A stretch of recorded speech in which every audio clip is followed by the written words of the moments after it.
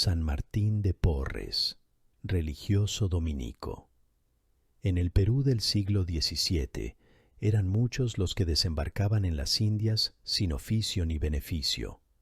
A la espera de encontrar una fortuna que nunca llegaría, terminaban en la calle, enredados en reyertas por un lugar para dormir o unos pesos que arrebatarse. En el barrio limeño de Malambo, donde creció nuestro santo, vivían españoles empobrecidos, indios y negros hacinados en corralones, a la espera de ser vendidos.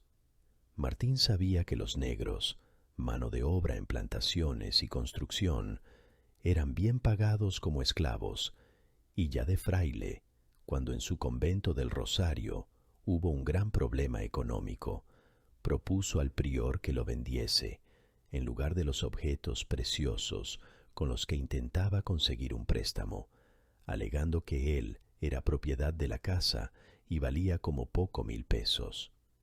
Al prior se le saltaron las lágrimas y le contestó: «Dios se lo pague, hermano Martín, pero el mismo Señor que lo ha traído aquí se encargará de remediarlo todo».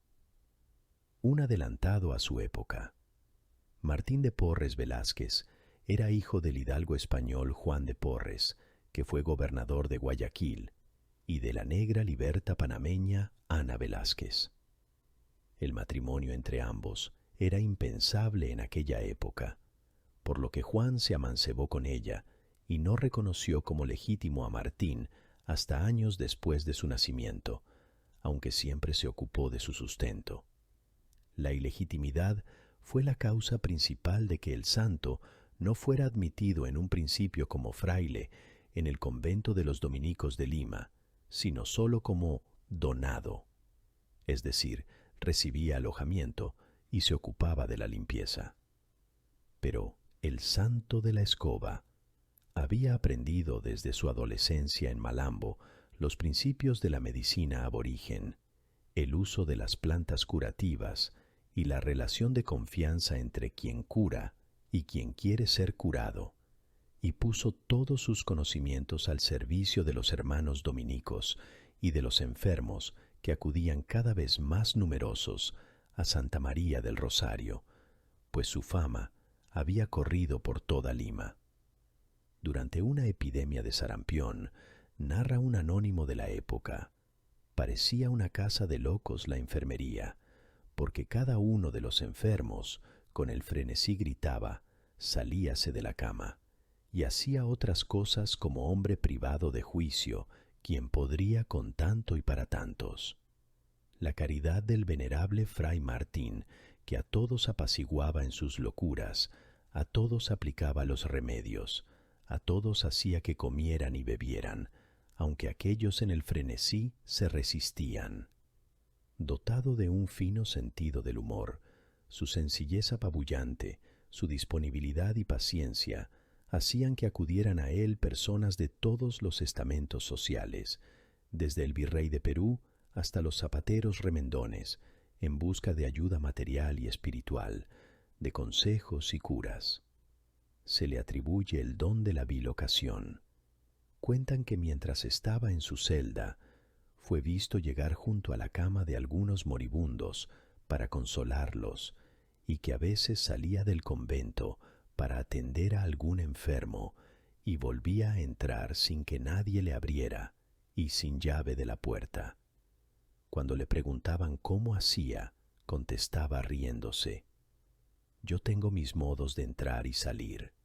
Podría haber sido un médico excepcional y adelantado a sus tiempos, porque entendía la complejidad del drama de la enfermedad, sobre todo en la gente humilde. Conocía las consecuencias físicas y psicológicas de la miseria y la privación. Tenía una lista de pobres vergonzantes, es decir, personas que habían sufrido reveses de fortuna y se avergonzaban de que se viniera a saber. Los recibía en secreto, les procuraba comida y ropa e intentaba que no se perdieran. Se presentaba a sus pacientes con un «¿Qué han menester los hermanos?», y si los sanados se lo agradecían, se escabullía diciendo «Yo te curo, Dios te salva. Adelantado a su época, fue también en su respeto por la creación, desde las hierbas que estudiaba y plantaba pacientemente hasta los animales, a los que, caso insólito en esos tiempos, también atendía. Su arte de arreglar controversias dio origen a la leyenda de que hizo comer en el mismo plato a un perro, un ratón y un gato. Fuera del convento, enseñaba la doctrina cristiana a la gente que vivía en la calle, mendigos, indios, esclavos y huérfanos, y preocupado por su estado de abandono, fundó, con la ayuda financiera de varios nobles, el asilo y escuela de Santa Cruz para darles educación y oficio. Vivió hasta el extremo el voto de pobreza. Si en el convento había organizado un ropero a disposición de quien no tenía con qué vestirse, el santo remendaba su hábito hasta que se caía a pedazos. Una vez, su hermana Juana, visto que el hábito estaba tan raído que se veía la ropa interior, de soga, se presentó con uno nuevo que Martín rechazó diciendo: «En la religión no desdicen pañetes pobres y remendados, sino costumbres asquerosas y sucias». Murió el 3 de noviembre de 1639, de fiebres cuartanas. Por él doblaron todas las campanas de la ciudad de los reyes. Martín de la Caridad. Fray Martín llevaba a veces a los heridos y a los enfermos a su celda, acarreando algún que otro problema y protestas entre los demás frailes. Cuando los superiores se enteraron, le prohibieron que siguiera haciéndolo. Días después, un indio cayó apuñalado en la puerta del convento, y a pesar de la prohibición, lo metió en su celda y lo curó. Al saberlo, el provincial le reprendió con dureza.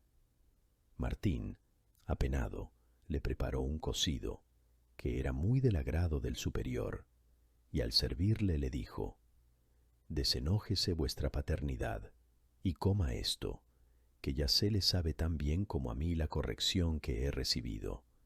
El provincial le contestó: «Yo no me enojo con la persona, sino con la culpa. Pídale el hermano perdón a Dios, a quien ha ofendido». El santo era humilde, pero decía siempre la verdad: «Yo, padre, no he pecado». «¿Cómo no, cuando contravino mi orden?» «Así es, padre, mas creo que contra la caridad no hay precepto, ni siquiera la obediencia». San Juan XXIII, que lo proclamó patrono de la justicia social, escribía en la homilía de su canonización: «La dulzura y delicadeza de su santidad de vida llegó a tanto que durante su vida y después de la muerte ganó el corazón de todos, aun de razas y procedencias distintas. Procuraba traer al buen camino con todas sus fuerzas a los pecadores, asistía complaciente a los enfermos, proporcionaba comida, vestidos y medicinas a los débiles, favorecía con todas sus fuerzas a los campesinos, a los negros y a los mestizos que en aquel tiempo desempeñaban los más bajos oficios, de tal manera que fue llamado por la voz popular Martín de la Caridad. Hay que tener también en cuenta que en esto siguió caminos que podemos juzgar ciertamente nuevos en aquellos tiempos y que pueden considerarse como anticipados a nuestros días.